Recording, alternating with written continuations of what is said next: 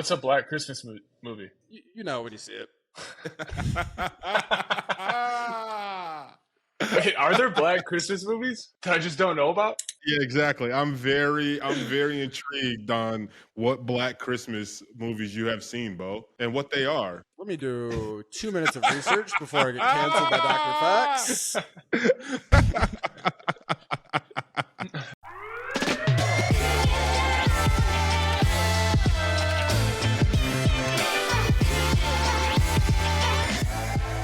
Yo, what's up? Welcome back. I am Beau Allen. My friends call me the Butter King, 7-year NFL vet, alma mater, Wisconsin. Go Badgers.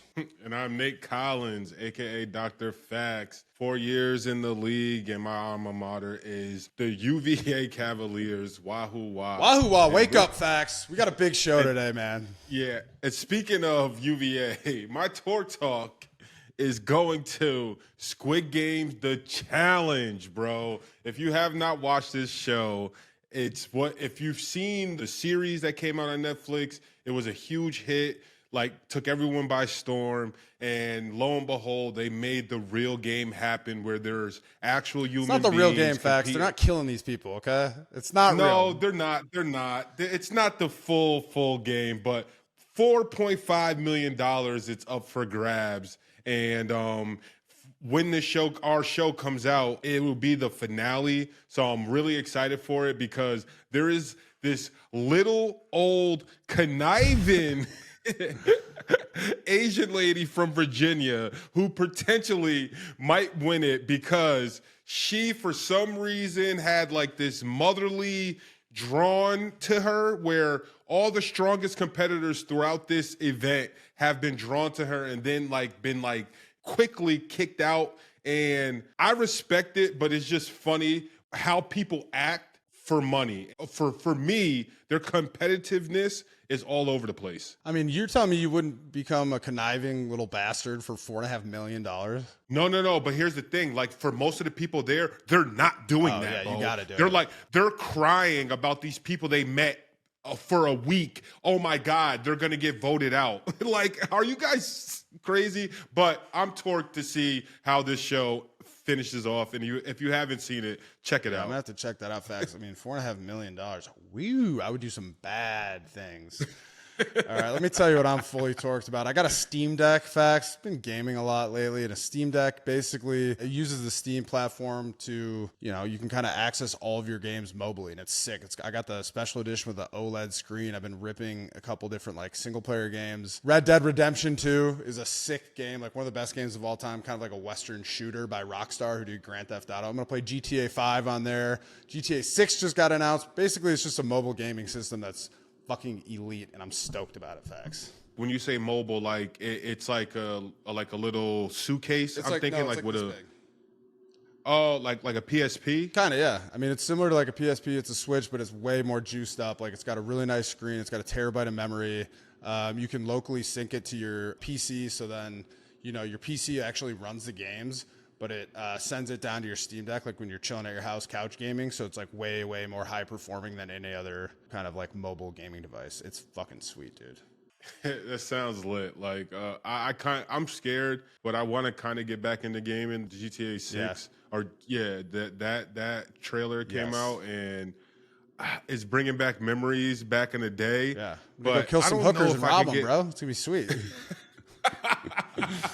I just don't know if I could get locked into games because I just think about how many hours were taken of my life with video games when I was younger. Let me tell you this: all my buddies, I have this crew of all my friends from high school that I play video games with. It's like how you keep in touch as men in your 30s. Yeah. Probably 3 or 4 of them have kids now, and that's kind of what convinced me to get the Steam Deck because their baby is going to be napping and they're just on the Steam Deck, or they got the kid right next to them and they're on the Steam Deck. So, could be a good thing for you, buddy. Look into it. Maybe I'll look into that for sure. Well, Fax, we got a lot of football to talk about. I think we just get right the fuck into it. Have some conversations here. First things first, man.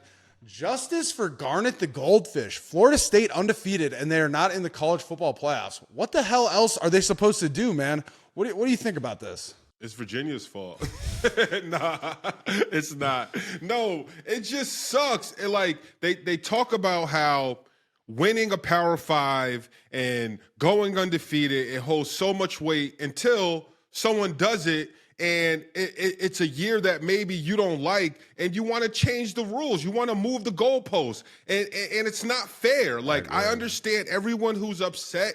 Like, I get it, and like I think rightfully so, because if the committee, we all see what you're doing, and that's fine if you want to do it, but don't spit in our face and say it's rain. Like, you know what I mean? Like, because Florida State should be in this, regardless if you think because their quarterback got hurt and all the circumstances that's going around with their team as of late is a reason why. And really, it's like another person to blame or team is TCU because of last year. The Final Four, it's all about they want the ratings. They want the ratings, and they're looking out, I guess, for us as viewers, but really they don't want people to turn off a game, a blowout when it comes to this Final Four. And I think that's what they're anticipating, but I don't think that is particularly fair to assume that just because one kid got hurt and you're basing it, and you really probably wanted them to lose because it would have made this so much easier for you, but they didn't. And I just think it's a cop-out. I don't like it. Yeah, I mean, what else do you want from these kids, man? Like, take it from me, Beau Allen, Super Bowl 52 champion. We lost our MVP star quarterback halfway through the season, and Big Dick Nick comes in, and we won the Super Bowl, backup quarterback. And Jordan Travis had an interesting tweet that I kind of actually really liked it. But he tweeted out, devastated, heartbroken, so much disbelief right now. I wish my leg broke earlier in the season so y'all could see this team is so much more than the quarterback. I thought results matter, 13-0, and this roster matches up across any team in those top 4 rankings. I'm so sorry. Go Knowles. So, I mean, Jordan Travis, what a guy, man. Like, talk about. Yeah, I know. And it's nasty of the committee to kind of put that strain on him, because they're basically saying because you got hurt, your team does not have a chance at the national championship. And that's bullshit. Like that, I think that aspect right there is trash, because it's just like why are you doing that to that kid? Like, he feels terrible already. His season's over. And with that quote, like this super team player seems like a guy you will want, like, running your huddle and on your team. And it's just a messy, sad situation all the way around. But it just shows the committee's true colors and what they're really looking after. And I think everyone knows it's that. Money. Yeah, and the root of all evil, yeah, it's right there, and it's easy for everyone to see now. That's the thing too. Is like, okay, so I'm looking at the ACC championship game. Florida State, obviously, since they're undefeated, they beat Louisville 16-6. But I think Florida State had a very specific plan here. Like, they know they don't have their star quarterback. They're on their backup quarterback. Their entire plan was just protect the ball, don't turn the ball over.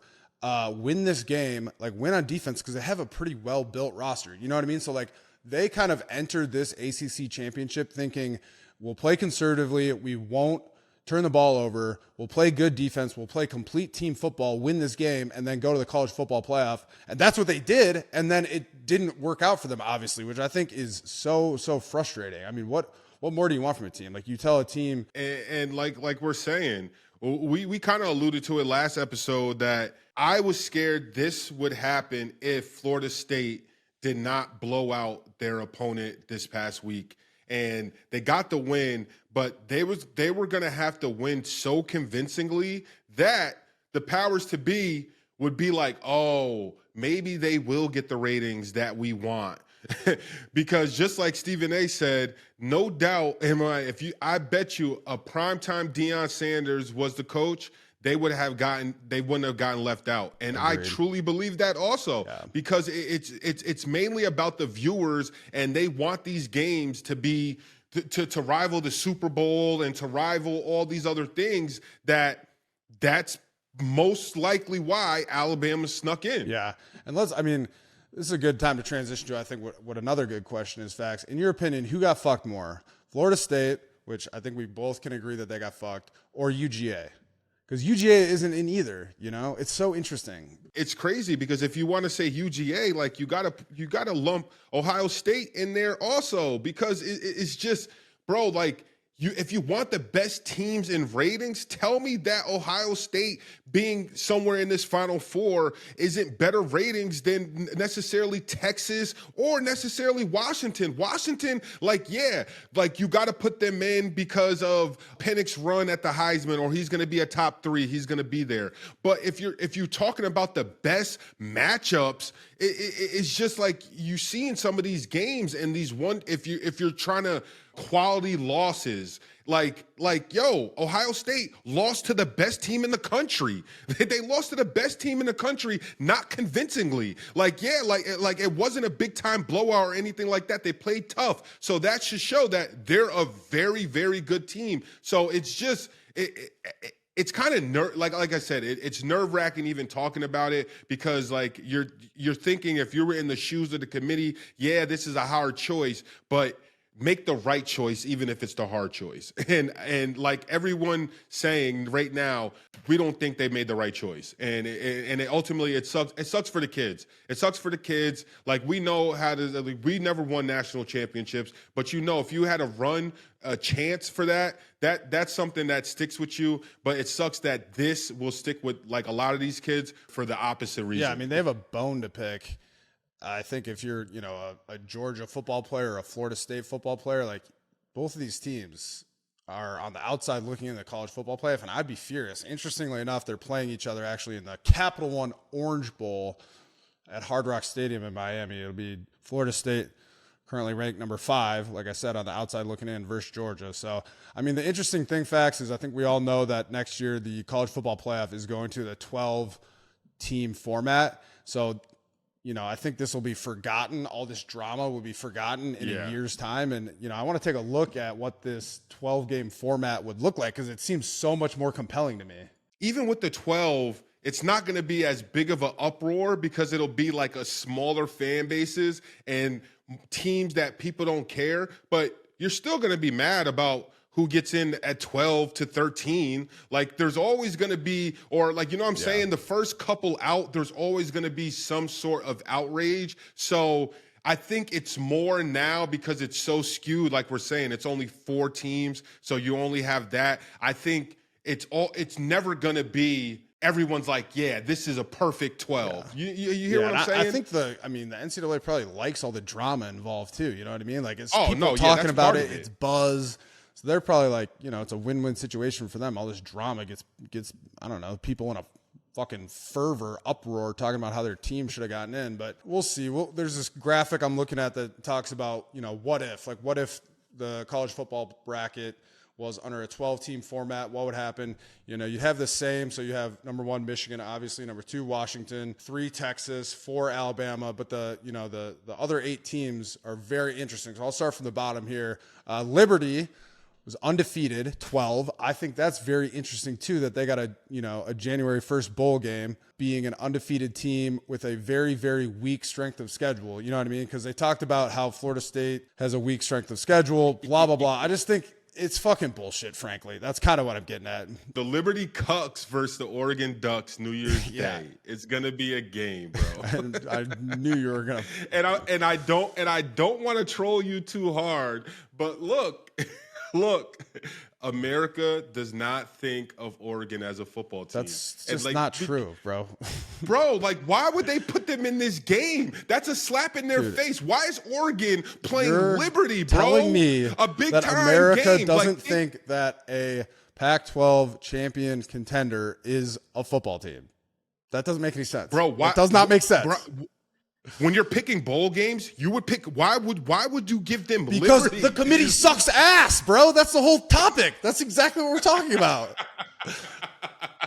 Yo, like that, I just think it's funny. I'm just saying. I mean, speaking of, fucking Wisconsin got LSU on January 1st. That's not a good matchup for the Badgers. Anyway, what the fuck was I even talking about? Facts. I'm fucking rattled right now, bro. Oh, the 12-team format. I'm just gonna list these 11. Off. Okay. So 12 Liberty, 11 would be Ole Miss, 10 would be Penn State, 9 would be Missouri, 8 Oregon, America's football team. Everyone loves Oregon Ducks as a football team. Fax is dead wrong for that. 7 would be Ohio State. Fuck Ohio State. I guess that's Fax's new favorite team. I got a bone to pick about that too. 6 would be Georgia. 5 would be Florida State on the outside looking in. And then the top 4 we already discussed: Alabama, Texas, Washington, Michigan. Unless I heard you wrong, I'm already outraged about that 12. Because where's Iowa?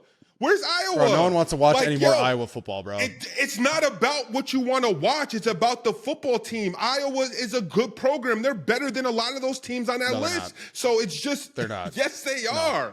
Like, and that's what I'm saying. Just change it to, hey, like, you have to put fans in the stands. You have to be good. You have to have a strength of schedule. Just throw that all into the committee so that we can't be mad when you guys want to skew it one way or another, because that's what it's showing. Dr. Fax, because, Nate Collins. Just so you know, Iowa had more punt yards than total yards of offense this season. Beautiful. What about the punt enthusiasts out there, like, who want to see all that? 5 of them? What about the betters, the under betters who love under games, bro? Like, good defense. I'm just saying. If you're talking about the best teams in football, you can't say, oh, because you win games but you don't score points, you're not the best team. Like, that's all I'm saying, and that's what it's giving. That's what it's giving, no matter how this goes. So all it does is it just sucks for programs like Iowa. Like, you have to change the way you recruit. You have to do a bunch of different stuff where it's going to just be different. It's just going to be different. It's going to be a lot of embarrassed. You have by to have Michigan high flying. Facts. Bro, they do not deserve to be. I get it. Even if we're, I get it, but it was the championship. It was the championship game, bro. It wasn't the regular game. There's a 12-team playoff format in 2020. 2023, 2024. I was not making that. I never thought I'd be in a position where on this podcast, you're the one who's gassing up Ohio State and Iowa, and I'm shitting all over them because I'm a Big Ten guy. But I'm just saying, in a 12-team, if you pick 12 teams and, like, you're going through that, like, that's the type of stuff. It's just like, you really don't think that Iowa is better than some of those teams. Maybe like, Liberty. Just because they don't score a lot of points, or they win games under 20 points. I'm not buying it. It's just well, weird. So that's the thing about the, obviously there's a lot of people that have bones to pick with the selection committee that aren't very happy with the college football format or the bowl draws, for this season. And it's been really interesting to see all the different people come out of the woodwork. It's been kind of fun. I thought it was really interesting to watch kind of the live reactions of these different teams as they are watching the college football selection committee, like as it's, being broadcasted. So like Florida State, for example, how deflated they were live. Like, they had a big viewing party and devastated. Yeah. And then they're not, or else the other one that I thought was really good, Michigan, I think they thought their team they were probably mentally preparing them boys to play Florida State. And then the video comes out of Michigan scared. when they drew Alabama. What'd you think of that video? Bro, them boys scared. I don't like that. I think, and I wonder if this had happened, but you want live reactions, but the media team, they should have talked to them. I don't like that. Like, I'm just saying, like it shouldn't matter who pops up. Like, you know what I mean? We have an extra game coming up. It doesn't matter who it is, but I just feel like that it's bulletin board material. And for some of those kids, it just looks, to me as an ex-player, when you go, oh, like that, it's just like, you're kind of scared or you're worried. Like, oh, we want the easy way out. We want the team that America thinks we're going to blow out. So they might not even should be in. And that gives me, like, as a competitor, that gives me icky vibes. Like, I don't like seeing that. And hopefully it's not a testament to how, like, the team feels as a whole, but only time will tell. We're going to see. I mean, actually, I'll be honest with you. I'm probably most excited to see the Alabama-Michigan matchup. I think that's actually going to be some good football. Yeah. It's 2 pretty physical, good football teams. I've mentioned this before to you, Fax, but I'm not sold on Jalen Milroe. And this is a debate that I think is interesting. He's a great athlete. I think he's really good with the ball in his hands as a runner. Outside of the miracle throw in the Iron Bowl, I don't think he's great at throwing the ball. The ball seems so awkward coming out of his hands. He doesn't seem like a very accurate passer to me. I didn't think he was running the Alabama offense great as a passer. There's a lane for that. Our guy Tim Tebow, he opened up a lane for that. He did not have a pretty throwing ball at all. But I would compare him more to like coach, Justin Fields, maybe from if you find the right coach and the right system, like it works. And I think that's a testament also to Nick Saban is that he's a great coach, and he like they had to sit him and they got him back and everyone's focused, and now they snuck their way into the fucking playoffs as a college team and a coach. That is the goal at the beginning of the year. Like we just have to get to the playoffs, and then that is 2 games, and we're hoisting the trophy. Yeah. So I mean, they had a big win over Georgia, man. Like you can't deny that. That was a huge win for Alabama. We can talk briefly about some of these championship games from last week, but in my mind, the SEC championship was the best one. Like, Alabama obviously beat Georgia 27-24. Like I said, I don't think Milroe's great. We'll see how he performs in the college football playoff. I hope he plays well. I'm not fucking sold on it. I don't know what it is. Something about like, I think his quotes. But look, you just talked about your Super Bowl run, your backup quarterback. Yeah. I don't want to say his name. Like he wasn't great, but he won games, bro. He was great. Like what are you talking about? There will be no Nick Foles slander on this podcast while I'm part of it. Like I'm bro, just the saying, ball that bro, he threw. It's not slander. It's not slander. I'm just saying, bro. Like if he was great, he would have been the starter. Just keeping it real. Just keeping it real, bro. Just keeping it real. That's all. Pod shorts. So I can get in my car, drive up to Charlottesville, and slap you around a little bit, bro. I'm getting hot right now. I'm just saying, like, if you're gonna say it one way, like keep it the same all the way around. But I hear what you're saying. But my thing is, even with people feeling the same way you feel that he's not, or he doesn't throw a pretty ball, like he's not the most accurate quarterback, he still finds a way to win, and now he has a chance to get a championship. Yeah, we'll see how that goes. But I think like one thing I want to talk about really quickly is in the Big Ten championship game, the Michigan, like, first of all, dude, Iowa can't fucking score. So I don't know why you're banging the Hawkeye drum here. They didn't score a single fucking point. But I thought that they actually had a really good effort. I love that clip. I don't know if you saw this clip that went viral of the kid who ended up, he was a gunner on like fucking punt or whatever, ended up hawking this guy all the way down the field and making a tackle on the 5-yard line. Like, I kind of do love that shit. Listen, you see what I'm saying? It's other aspects of the game. Yo, college football just highlights fucking high-scoring games, no defense. Let Iowa be the martyr for defense, defense and special teams. Like you just said, bro, we like to see that type of shit. And if Iowa's the only school producing it and they're being decent enough to make the Big Ten championship game and to win all these games, give them a chance, bro. Like, that's all I'm saying. And just like you said, like, you're trying to hold back. You as a football player, you like that shit, bro. I like that. I just don't think I was good enough to be in a 12-man college football playoff if it was a 12-man format. That's all I'm saying. Dude, we need to stop. Like, let's all just collectively agree to not watch any more Iowa football. But look, if you want to keep it real, bro, like in a 12-man format, you're thinking the 10, 11, 12 spot are going to get blown out anyway. If realistically, if you're lining it up right, so why does it really matter? Why not have a metric that, if you're in the Big Ten championship, probably the 1 and 2 should make it. Like, I like that. That's my thing. They need to make a more definitive like situation, or it's always going to be like back and forth like this. It's a pretty compelling slate. All right, the top 4, these games will be fun to watch. I mean, that's basically what it boils down to. Number 2, Washington versus number 3, Texas. You know what I mean? That's going to be fucking fun to watch. Penix is a good player. Washington looked really good in the Pac-12 championship. You know what I mean? Like, also, Texas in the Big 12 championship, Texas was fucking balling. They put up 49 points on Oklahoma State.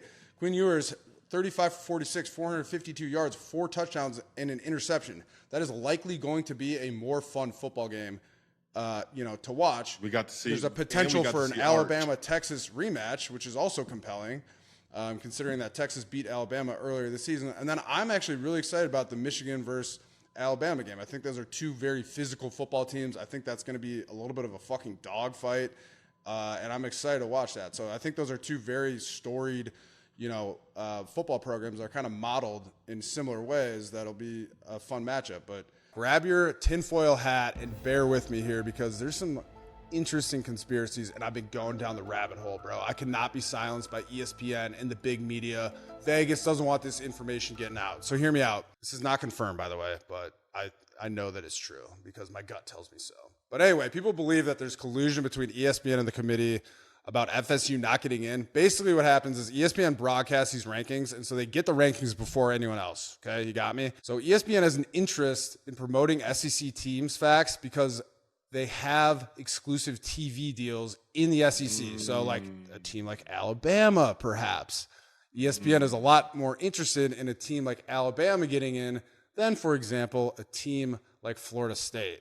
And so the night before the rankings came out, ESPN's reporter Heather Dinich released a prediction. This was like right before the rankings come out. And it had Michigan number 1, Washington number 2, Texas number 3, and Alabama number 4. Basically, I think they were trying to slow roll this and like kind of have Heather Dinich release it a little bit early so they could make sure that it was palatable, you know, for the American consumer, and just kind of like just tease everybody with it. Foot in the door phenomenon. Like get everybody comfortable with this so that people don't riot in the streets in Tallahassee when Florida State doesn't get in. Here's the other thing. You want to know what is kind of driving all this, in my opinion, Fax? Money. The root of all evil, Vegas. Yes, and there's a lot of money in gambling, which we all know because we've all made so much money on the Fax and King parlay. but Vegas knew, all right? So Saturday night after the games, FSU was minus 600 to make the college football playoff. Bama was plus 180. Between Saturday night and Sunday morning, 10 minutes before the ESPN show, there's a fucking huge swing. And Florida State and Bama both went minus 110 odds to make it. Nothing on the field happened, but all night ESPN's running nonstop coverage of 80% of their reporters predicting Alabama in and FSU out. What the fuck is up with that, Dr. Fax? The media is colluding with Vegas, and as a result, Alabama is now in and Florida State is out. They fucking scripted this whole thing, man. We all know, Vegas knows, like just by lines, you watch games, we all lose bets that 9.5, and they end up scoring 10 points. Like it always happens. They know. How do they know? How do they do it?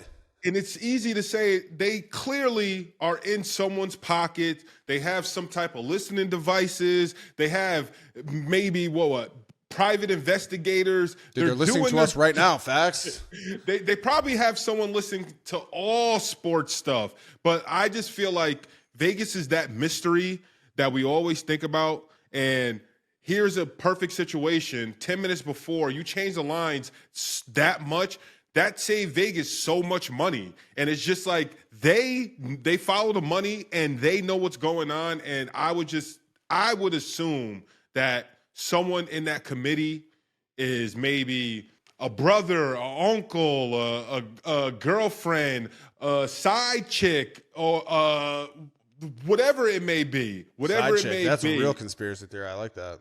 Bro, I'm just saying, it could be a side dude. Like, you never know. It could be a side acquaintance that it's just that you never know who's listening. You never know who really cares about this stuff. And it just goes to show whoever they do have doing this stuff, they're spot on in their money, because that's crazy 10 minutes before to change it. And it basically comes out what you predicted. And I think the funniest thing to me too is like it's like really blatant too. Like, you know, they had all the helmets. This is before it was officially announced. They had all the helmets kind of in the backdrop of the ESPN studio with like number 1 Michigan. Like they had it all, and Florida State was number 5.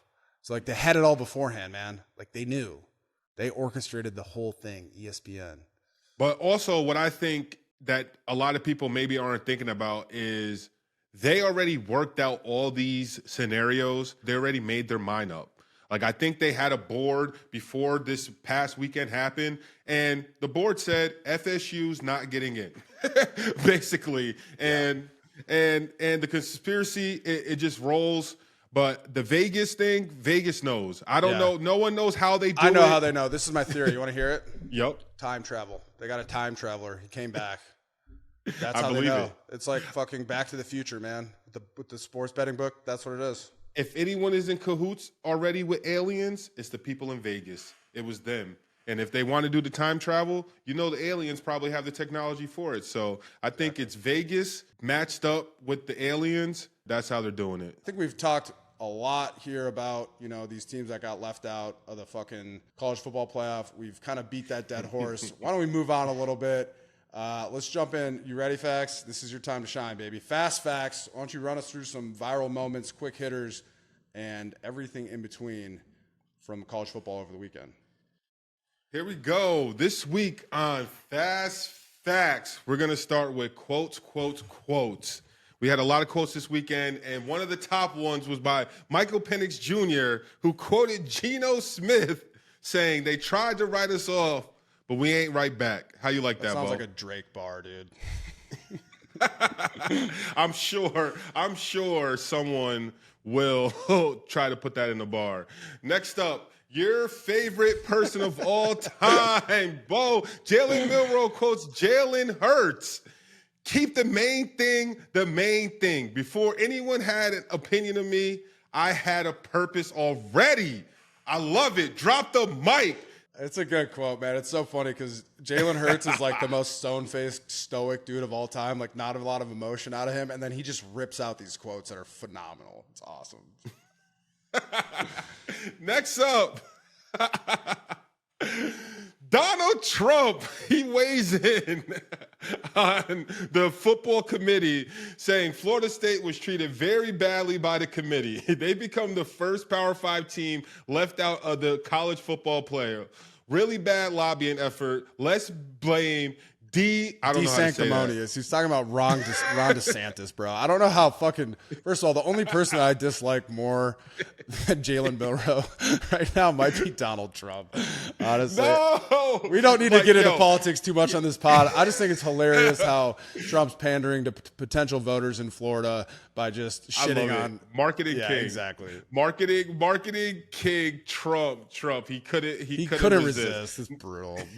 Next up, Mike Greenberg, ESPN, went off on the committee. You know what happened yesterday? Football became figure skating. I seen this quote, and I'm not going to lie, Beau. Can you help me out with this? I don't really understand the correlation. I think what he's trying to say is, like, for figure skating, the judging is all subjective. You know what I mean? So, like, you do your little figure skating routine, and then you get, like, a score out of 10. 9.3. Exactly. So that's kind of what I got out of that from Greeny. I think what he's saying is, results don't matter. It's all perception based on, judging with rules that no one is really that sure of. And I think he's got a little bit of a point there.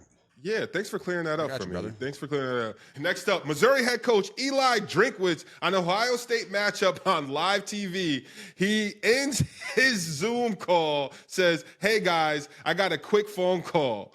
Connor Stallion keeps beeping me in right here. I'm trying to get a few signals. I gotta go."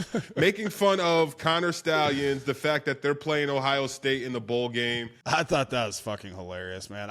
He did it with a little smile, and it was funny, man. Live TV, love that shit. Next up in Fast Facts, we have trophies. And I think that we should lobby that ex WWE stars hand out trophies from now on in these bowl games, because Undertaker gives the Big 12 MVP award to Quinn Ewers, which happens to be a belt, and that is absolutely electric. Yeah. Did you see this? It's fucking sweet, bro. The Undertaker he rises. Give some belts, dude. These guys all need belts. We got the LSU is playing Wisconsin and Tampa. Tampa is kind of a home of WWE. Maybe we give out a fucking WWE belt after that game. I think that'd be fun. That is fire. More belts. And next up, your favorite team, X Golf in Iowa. Before the Iowa-Michigan game, they had a promotion where they gave fans free beers until Iowa scored. Iowa went on to get shut out 26-0. Rumor has it maybe we can still go and get a free beer. Yeah, Fax and The King pod. Hey, we're all going to get together. We got until January 1st. We can head on up to Iowa and get some free beer. It'll be fun. Good way to spend the holiday season, boys. I hope they have good lawyers, and I hope they were specific in the details, because what if they don't score against Tennessee? That's crazy. I wouldn't be too surprised, Fax. And last up this week for Fast Facts, Nick Saban's phone number gets leaked, and FSU fans blow his phone up and call him every name in the book. How do you feel about phone numbers getting leaked. I might have to send Nick Saban some fucking texts about Jalen Milroe. You're a psycho. Yo, I hate this for Nick Saban. I hate this so much because hopefully he has a new number by now, because if not, he seemed like he was leaning into it and picking up and having fun Something with tells it. me Nick Saban's got a burner anyway. He'll be all right. For sure. But if you had that number for a long time, that sucks to have to change your number because someone's mad that they got into the Final Four, which maybe he had something to do with it, but realistically, he didn't. So it's just a funny situation. All righty, next up, we have a special guest, Cameron Brate. Cam, you went 3-2. 3-2. Bro, you must be the only bettor in the country to bet overs on every single Iowa game while they're due, bro. I can't wait for next year. They're due. Can't wait to bet the over. Who are they playing the bowl game? Tennessee. Oh, that's over. Already getting the bets lined up. I love it. Cam, not a lot of gambling to be done this week, but we have a couple. So what do you got for us? No, we got one. Beau, the computer's been working overdrive. Tough game to call. Army, Navy, both teams 5 and 6. This one goes out to Fax. We're betting the over. Let's go. Dude, it's 27 and a half. The fight for America. For no other reason than, why not? Why not? You want to see it? Man. Well, I got another bet that I think you can make, Cam. You got a baby due. I believe the due date is December 7th. Shout out Pearl Harbor. It's December 6th, but I'm with you. Literally, me and my wife are with you every day. It's December 6th, dude. We talked about it today. I know. I just want to get a Pearl Harbor reference in on the pod. Shout out Pearl Harbor. Shout out Pearl Harbor. If the baby comes on December 7th, you got to name her like Arizona or something. You know? Pearl. Pearl. Anyway, got a little distracted by my historical knowledge. Cam, I was wondering if you'd be willing to place a bet on the arrival of your child. What do we got? Oh, what yeah. Well, who's giving me action? I got you. Okay, December 6th, we'll say noon. Bro, over, bro. Do you know how having a child works? Bro, you go into labor for like 24 hours. December. I gotta think of a better way to do this. Or you go into labor for 3 days, like my girl just recently did. Let's Beau just thinks we're just gonna like have a child in the next like 12 hours. I think she's gonna pop it out. All right, you're good. Now I'm gonna say before Thursday 6 p.m. Okay. Yeah, lovely. Yeah, I'm gonna go Friday. Friday, yeah, Friday night. I'm taking Thursday evening, 8:33 p.m. Did you just like squeeze me out of my bet? Yeah. Dude, that's kind of messed up, man. Bro, Price is Right style. Talked to Brooke this morning. Got all the insider info. I feel really good about Thursday at 8:33 p.m. All right, that sounds good. Yeah, tell Brooke. Make sure she knows. Yeah, I'll tell Brooke. Yeah. Next up, since we have Cam, my favorite segment, the NFL one-hitter segment, because we don't get to talk about NFL during our show. It's all college football. But we all have our takes about NFL, and we all get to get one take. And my take this week, my one hit, is going to my Jacksonville Jaguars. Where the fuck is your injury card? Like, where is your injury card? Yo, it's already devastating seeing your franchise quarterback get his ankle stepped on by a 300-pound man. But on top of it, he has to hobble off the field with his arms over two short-ass guys. Get taller guys to help him so he could get some pressure off that ankle. It just didn't look good. It was a sad situation. Jaguars, one of my teams I played for, and I call myself a Jaguar fan. So it was just devastating, me just being like, wait, they're not going to hobble like this all the way to the locker room. And then when that camera pans back to them walking through the locker room and he's still hobbling, I didn't understand it. I didn't understand it. So did you guys see that? Bro, the thing is, he literally walked off the field, and it was like a mile-long walk through the tunnels, and they kept panning the camera, and he still was walking. Like, they do like 2 plays, And they pan the camera back to him. He's still walking down that hallway. I'm a fucking Terrible. piggyback ride off the field. It's brutal. What's your one hit, Beau? I mean, I've talked about this a bunch. I went on a Philly podcast yesterday called Crossing Broad. I really can't get enough of this whole saga. Big Dom getting booted from the link and then getting a standing ovation from basically everyone in the link as he's slowly walking to the tunnel. Just fucking Big Dom, man.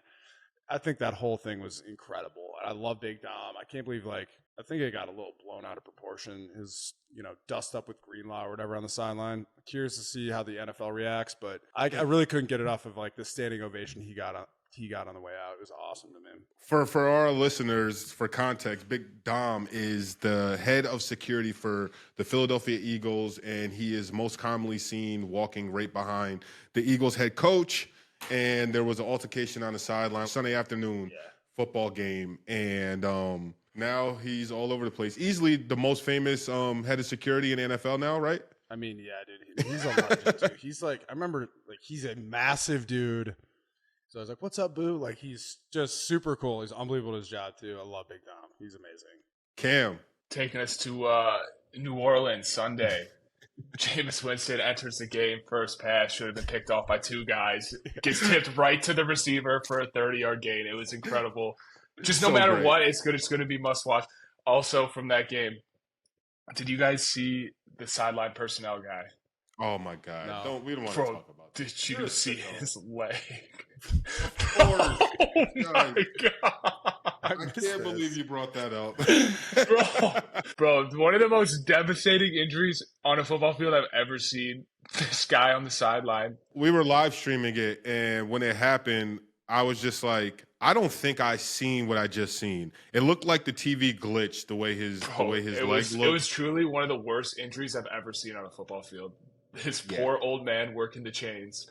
Just thoughts and prayers to that guy. Moving on to something a little more positive. We got a big Thursday night football game this week. I just hope you guys are ready. Marquee matchup, Steelers-Patriots. Oh my God, bro. Oh my God, bro. Oh my God, bro. Oh my fucking God, dude. Yeah. Thoughts and prayers to this guy. But the Saints tweeted out what do they do? Just positive, amputate? What the fuck? Positive news, you didn't have any damage to any blood vessels.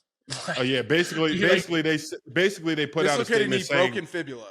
That he didn't have to get it amputated. That's basically all that's saying. Guys, crazy, he didn't have to cut his leg off. One of the worst injuries I've ever seen. Thoughts and prayers for that man and his family, because that's gruesome just to see. Imagine that being your grandpa or your uncle or your family member that that's probably their dream job. Football's a violent game, It's just you put it all on the line every week. The chain gang, man. Crazy. It is insane, bro. How many people are literally feet away from these incredible athletes flying full speed into each other. It's amazing something like that doesn't happen more often. Seriously. I wish I wouldn't have looked that up, man. Fuck. Sorry about that. But sick Thursday night game, man. Can't wait to tune in. It's gonna be awesome. Love the Patriots. Proud Patriots. Dude, the Patriots are hilarious, man. They're so bad. It's honestly their offense is horrible. Bro, horrible. Did you catch this, Cam, when they put out graphics to promote this game? They had Belichick. They had Belichick. Oh, they had no players, no star players. That they put Belichick, bro. That's amazing. On the current Patriots team, who's healthy and playing football, who is their player? Who's the guy? Who would you put? Juju. Dude. No, Zeke. Bro. That's a stretch, but Zeke plays. He's healthy, and Trent people Brown. know Zeke. Trent Brown. Trent Brown looks just his tattoo. Oh. Wait, Fax, you know about this? Trent Brown's tattoo? Oh my God. Oh my God. Trent Brown is 6'8", huge guy, huge arms. He's a massive tattoo. Fact, you got just look it up. It's him in a football helmet with two chicks blowing him, and it's huge on his arm. I can't believe you haven't seen this. I haven't. I'll have to look. I have to check it out. So good, dude. Okay, moving on, guys. Christmas season, fucking exciting stuff. we've done a little bit of cultural education on the pod before. Cam was privy to one of those last week. Basically, Dr. Fax shits on white people. It's really fun. That's not what this is. Basically, it occurred to me that the Christmas music that I listen to is probably very different than the Christmas music that Dr. Fax listens to. So we got a little cross-cultural education here. I'll start us off. I'm going to name off my top 3 Christmas songs. I'm kind of a purist when it comes to Christmas music. I like the classics. I like that nostalgia factor. So coming in, this is in no particular order. This is just my 3 favorites. Joy to the World, Nat King Cole. Absolute classic. That thing comes on. You hear the opening bars of that. That's and you just that's awful. Man, That song cut, sucks. All right. Joy to the World. Moving on. White Christmas. Bing Crosby. Another absolute classic. Surprise, surprise. Good song. Something Surprise, very surprise. growing up in Minnesota, you get a white Christmas. It's really nice. All right. Surprise, surprise. Super That's one white of your up there, huh? favorite songs. White Christmas. Yes. I've been dreaming of a white Christmas, Dr. Fax. And then finally, I'll Be Home for Christmas by the Carpenters. Another absolute classic. You love to hear it. That one will be on repeat this holiday season for me. Why don't we do a little Fax? You ready? Yeah, I'm ready. All right, you're up, ready. brother. Educate us. And I'm going first off with the Christmas songs of all Christmas songs, whether you like it or not. It goes to All I Want for Christmas by Mariah Carey. She's taking over the holidays every year. Christmas time is basically, bro, it's not a bad. It's the best song. Like whether you guys like it or not, it's the song we all hear. Like That's going retail. That's every retail year. music. That's It doesn't shopping. matter. Yeah, It doesn't I matter. agree. That's like, It doesn't matter. You That's walk into J.C. Target. Penney's music. Check the you walk into stats. Target, you just hear that song. Yeah. Check the stats. I know. I love it. I love it. Next up, we have DMX's rendition of Rudolph the Red-Nosed Reindeer. Absolutely fire. Absolutely fire. Yo, oh my God. You haven't heard it, Beau? No. Oh my Wait, goodness. have you heard DMX Reading Rainbow? No. I'll put that one on Oh next. my God. Yeah, you gotta cue that one Bro, up. absolutely fire. And to finish off my list, I'm going with Christmas rapping Curtis Blow because the beat of this song is iconic and it's used over and over and time again. But those are my top 3 Christmas songs. Is it my turn? All right. Number 1, without a doubt, the Christmas song. Chestnuts roasting on open fire. Oh, yeah. Bro, number 1. Yeah. Just Yeah, I like fucking cozy, feels good. That is a banger. What rendition do you like, Cam? The OG. Nat King Cole? Yes. Yeah. Okay. Great. Love it. The best. Good shit. Yeah. the I'm best. gonna. You know what? Another song. It's not really a Christmas song, but it's a holiday song. Auld Lang Syne, New Year's Eve song. Wow. I've never heard that. Bro, yes, you know that song. Everyone knows that song. What words are you saying right now? Fax, you ever heard that one? Shocking. I feel like I've heard that song in a movie. Like I feel like changing scenes. For sure. Like maybe, but And that literally is my list, dude. It's all about the Christmas song, Chestnuts Roasting on Open Fire. The GOAT. I mean, it truly doesn't get much better than that. Yeah. It doesn't. There are some other good ones. I've been kind of listening to some Michael Bublé Christmas lately. You know what? Do you know what's actually Don't feel good great about that it. Brooke listens to? Justin Bieber Christmas. Oh, yeah. Ooh, Yeah. JB Biebs. popped off It's on good. that one. Yeah. It's shout good. out to Bieber. Shout out for Biebs. I like Joy to the World. That almost made it in the cut for Oh. me. Bro, yeah, no, Joy to the World. First Noel, always good. Yeah. Short list, honorable mention. Rock around the Christmas tree. Christmas in Hollis. What's the Run DMC. Bro, the guy from the Beatles, the worst Christmas song. I know what you're talking Simply Having a Wonderful Christmas Time. about. Simply having wonderful Christmas time. Yeah. That could be the worst song ever. That's a horrible song. Fax, I thought you were going to do the one song that's like, "Din-din-din-din-din-din." What's the one that's in all the like Black Christmas movies, like in the trailer? You know what I'm talking about? Anybody? What's a Black Christmas movie? You know when you see it. Wait, are there Black Christmas movies that I just don't know about? Yeah, exactly. I'm very intrigued on what Black Christmas movies you have seen, Beau, and what they are. Let me do 2 minutes of research before I get canceled by Dr. Fax. I mean, like, I don't know this like outright, but I'd bet good money that Tyler Perry has some Christmas movies out there. Oh, Tyler Perry has a bunch. I'm actually not a Tyler Perry fan. No, there's one movie that I'm thinking of in specific. Like, fuck, what is it? Anyway, we should just move on from this, frankly. Like, this is Home Alone? I feel like I'm No, kind I of think digging we my should. own grave Bo, here. no, Bo. Come on. Think of one. Working on it, dude. Holiday in Harlem. Facts. There's literally a movie called Black Christmas. Facts loves that one. Facts. Have you ever seen It's a Wonderful Life?